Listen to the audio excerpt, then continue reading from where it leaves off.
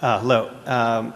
My name is Howard Love. I'm from San Francisco. Thank you very much for this weekend in general and this meeting in particular.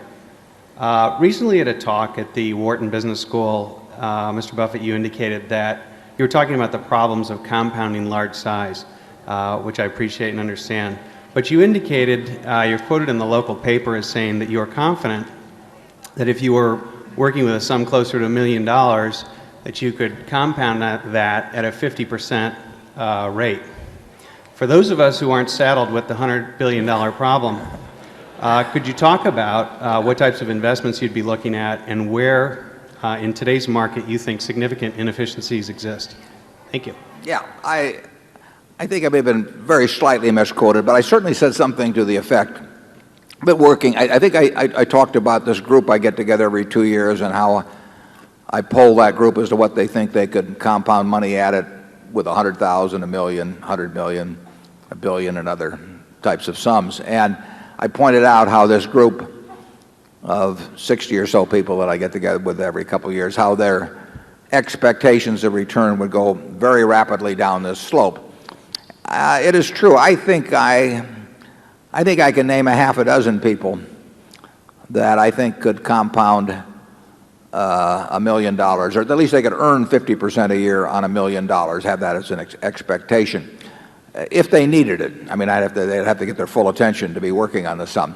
And those people could not compound money, 100 million or a billion, at anything remotely like that rate. I mean, there are little tiny areas which, if you follow what I said on the screen there on that Adam Smith interview a few years ago, if you start with A and you go through and you look at everything and you find small securities in your area of competence that you can understand the business, I think you can, and occasionally find little arbitrage situations or little wrinkles here and there in the market.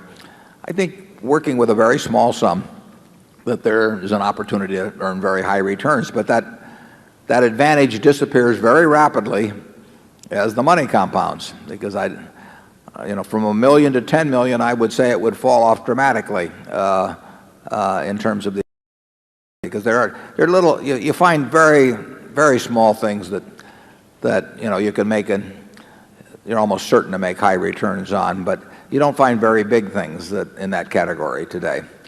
I'll leave to you the fun of finding them yourselves. I mean, it'd be terrible to spoil the treasure hunt.